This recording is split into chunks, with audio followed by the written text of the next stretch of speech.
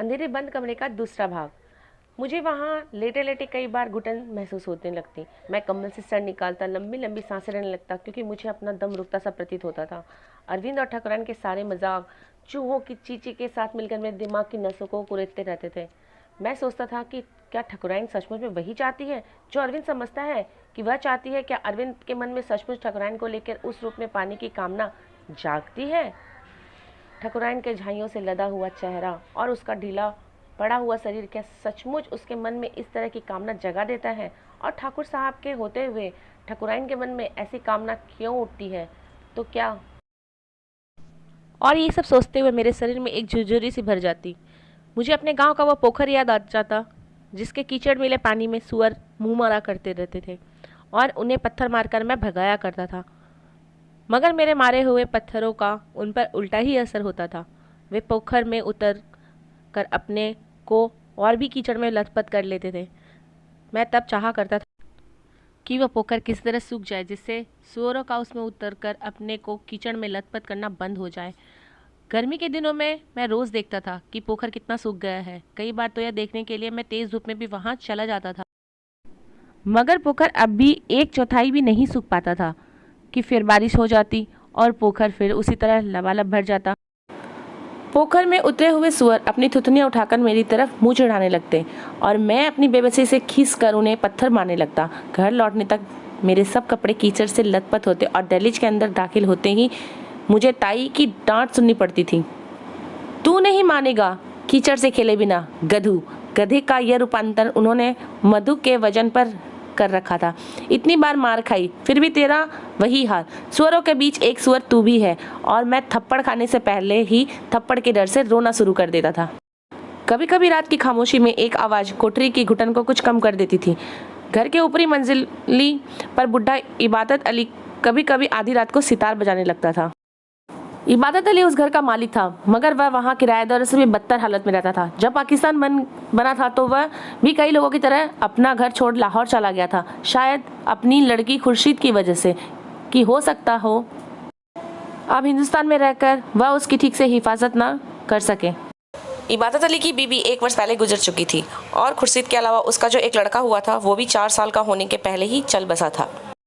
विभाजन से पहले वह खुद खुर्शीद के साथ घर के उस हिस्से में रहा करता था जो अब ठकुराइन के पास था, और बाकी के हिस्सों में मुसलमान किराएदार रहते थे। वह घर उसके परदादा या लकड़दादा को मुगल दरबार के बख्शीश में मिला था और तब से वे लोग उसी घर में रहते आ रहे थे। सितार बजाना उनका खानदानी पेशा था। इबादत अली के पास वह तगमा भी सुरक्षित था जो उसके पूर्वज इम्तियाज अली को शहंशाह जहांगीर ने अपने हाथों से दिया था। सितंबर सन 47 के दंगों में जब घर के सब किराएदार घर खाली करके चले गए थे तो आसपास के लोगों को विश्वास दिलाने पर भी कि जब तक वे वहाँ हैं कोई उनका बाल बांका नहीं कर सकता, वह निश्चित नहीं हो सकता था।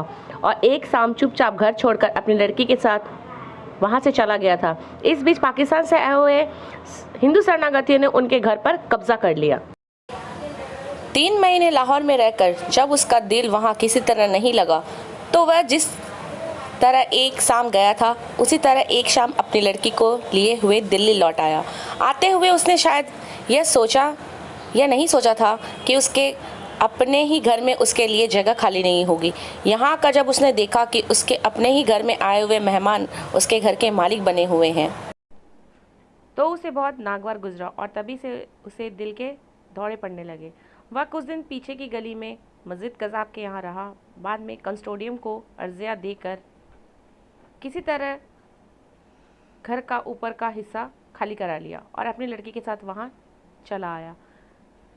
घर के हिंदू किराएदार उससे यूं भी खार खाते थे और मुसलमान का छुआ पानी पीने में उनका धर्म भी जाता था, इसलिए वे उसे या उसकी लड़की को आंगन के पंप से पानी नहीं भरने देते थे। बुढ़ा इबादत अली तो इस बात पर सब्र कर जाता था, मगर उसकी लड़की को यह बर्दाश्त नहीं होता था। वह कई बार जानबूझकर ऊपर के पंप को छोड़कर नीचे के पंप से पानी भरने चली जाती थी, जिससे सारे घर में कोहराम मच जाता था। खुर्शीद की उम्र मुश्किल से 15 या 16 साल की थी, मगर उसका शरीर इतनी जल्दी निखर गया था कि वह देखने में 19-20 से कम की नहीं लगती थी। वह तंग मोरी का पजामा और लहरिया दुपट्टे के साथ आधी बाहों की कमीज पहने गर्दन तान कर घर में चलती थी और अपनी हर अदा से जाहिर कर देना चाहती थी कि वह उस घर की मालकिन है। ठकुराइन गोपाल की माँ और घर की दूसरी लड़कियां और स्त्रियां उससे बहुत जलती थी। दोपहर को जब वे डोरी में बैठकर चावल छाँट रही होती या मसाले कूट रही होती थी तो वह आकर चुपचाप डोरी की चौखट पर खड़ी हो जाती और मूंगफली छीलकर उसके छिलकर इधर उधर फेंकती हुई कोई गीत गुनगुनाने लगती। कंस्टोडियम का फैसला था कि उस घर के किराएदार का किराया इबादत अली को ही देंगे, इसलिए हर पहली तारीख को कॉपी पेंसिल लिए हुए एक एक करके कमरे में जाकर कुकी का वारंट लेकर आए सिपाही की तरह कहती थी, बराए मेहरबानी किराया अदा कीजिए। स्त्रियाँ इस बात पर छींकती थी कि उनके आदमियों को अभी तनख्वाह तो मिली नहीं और वह किराया लेने पहले ही आ पहुंची। जब वह विरोध में कुछ कहती तो खुर्शीद चुपचाप बाहों को त्रिकोण बनाए खड़ी रहती और सब सुनकर अंत में फिर यह कह देती, आज पहली तारीख है, आप किराया दे दीजिए। उससे किराए के लिए मोहलत मांगी जाए तो उसे अच्छा लगता था और वह सबको 2-2, 3-3 दिन की मोहलत दे भी देती थी। मगर अगली पहली को फिर उसी तरह कॉपी पेंसिल लिए वह सबके सिर पर आ सवार होती थी।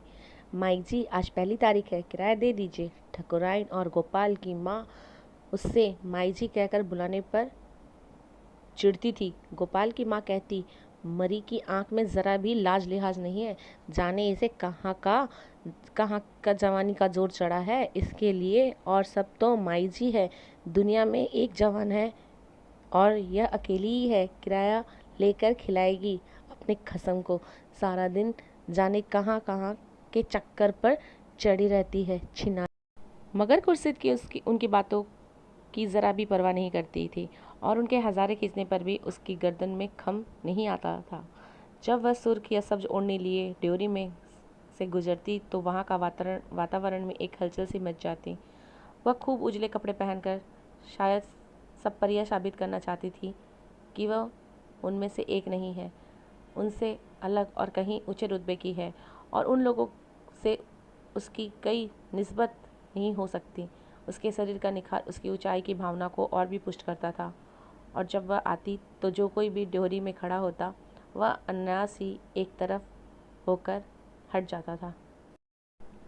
खुर्शीद जितनी ही चुस्ती और जिस तरह तड़क भड़क के साथ रहती थी, बुढ़ा इबादत अली उतना ही पस्त और खस्ता हाल नजर आता था। घर के बाहर उसके नाम की लकड़ी की तख्ती लगी थी जो धूप और बरसात में आधी से ज़्यादा गल चुकी थी। उस पर लिखे हुए नाम से भी इबादत का हुलिया बिल्कुल बिगड़ गया था और अली ही अली बाकी रह गया था और वह भी बिल्कुल बुझा हुआ सा। इबादत अली का अपना व्यक्तित्व की तख्ती पर लिखे नाम से ज़्यादा भिन्न नहीं था। वक्त की मार जो जो तख्ती पर लिखे हुए नाम की हालत ज़ेर होती जा रही थी, त्यों त्यों उसकी अपनी हालत भी ज़ेर होती जा रही थी। उसकी कमर झुक गई थी और पुरानी शेरवानियाँ उसके शरीर पर ढीली आती थी। उसके व्यक्तित्व में एक ही चीज़ थी जिसकी नोक अब भी तीखी नज़र आती थी और वह थी उसकी कामदार टोपी। जब भी खांसता हुआ ऊपर से नीचे आता तो उसकी वह टोपी उसके व्यक्तित्व से बिल्कुल अलग किसी और के सिर से उतारकर उसके सिर पर रखी हो ऐसे प्रतीत होती थी। वह इस तरह डरा हुआ सा लोगों के बीच से गुजरता था जैसे उन पर उसे जल्लाद होने का सुभाव हो जो कटारे लेकर खड़े हो। कोई सामने से आ रहा होता तो वह थोड़ा सा झुककर सलाम भी कर देता, जाने आदत की वजह से या अपनी लाचारी के एहसास होने से। लोग खुर्शीद का बदला अक्सर उससे निकाल लेते थे। मियाँ साहब, रास्ते से हट जाइए, हमारा राशन आ रहा है। मियाँ पर ऐसी बातों का तुरंत असर होता और वह रास्ते से हटने की जगह कई बार वापस ऊपर भी चले जाते थे। मस्जिद, कस्साब और कुछ लोगों ने मियाँ को भड़काने की कोशिश की थी कि वह कंस्टेडियों को दरखास्त देकर अपना मकान का पूरा कब्जा ले ले और इशारों में उससे यह भी कहा था कि अगर हिंदू किराएदारों ने किसी तरह की शरारत की तो वे वहाँ फसाद करा देंगे। मगर मियाँ ने उस बारे में कोई कार्रवाई नहीं की। खुर्शीद अपने बाप के इस बुद्धूपन से बहुत चिढ़ती थी और कई बार उस पर बुरी तरह से बिगड़ भी उठती, मगर मियाँ बिना किसी हिल हुज्जत से उसकी बात सुन लेते थे और उसके बाद या तो नमाज़ पढ़ने लगते या सितार बजाने बैठ जाते थे। जब उसे दिल का दौरा पड़ता तो कई दिन तक ऊपर से नीचे नहीं आते थे। खुर्शीद भी उन दिनों ज़्यादा वक्त उनके पास ही रहती थी। वह नीचे उतरती तो सिर्फ दवाइयाँ लाने के लिए या माजिद को बुलाने के लिए। मस्जिद आकर काफ़ी देर मियाँ के पास बैठा रहता था और कई बार तो रात खूब गहरी होने लगती, तब वह लौटकर वहाँ से जाता था। घर की स्त्रियाँ में इस बात को लेकर बहुत चर्चा होती थी कि माजिद वहाँ क्यों आता है और इतनी इतनी रात तक ऊपर क्या करता रहता है। खुर्शीद से वह उम्र में कम से कम 20 साल बड़ा था। फिर भी लोग उसके आने का कारण मियाँ इबादत अली को नहीं, खुर्शीद को ही समझते थे। नहीं तो वह लाल पीले दुपट्टे किसके लिए ओढ़ती है। गोपाल की माँ कहती, बुढ़े बाप की तो आंखें नहीं जो उसे दिखलाएगी। कमज़ाद दवाई के बहाने इस मरदूत को दिखाने के लिए ही तो ओढ़ ओढ़ कर आती है। बाप सिर पर ना होता तो जाकर किसी कोठे पर बैठ जाती।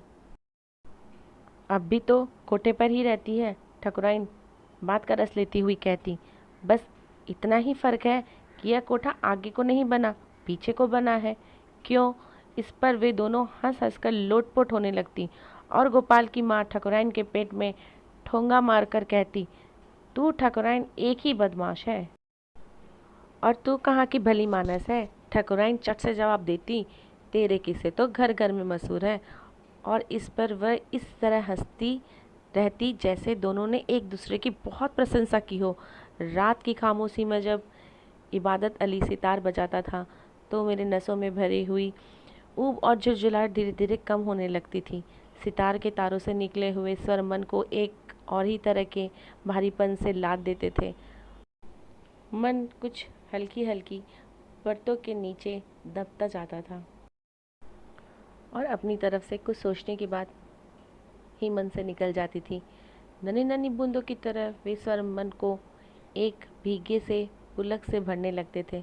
जिस तरह हवा के झोंकों में फुहार की बूंदें कांपती है, उसी तरह वे स्वर कभी तेज और कभी मध्यम हो जाते और मेरा मन भी उन स्वरों में भीगता हुआ उस कोठरी की चार दीवारियों से निकल खुले आकाश में कहीं मंडराने लगता था।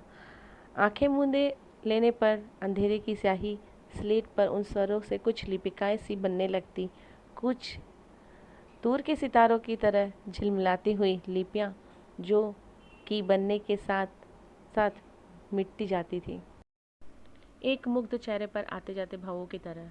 परंतु उनके मिटने के बाद भी कुछ शेष रह जाता था।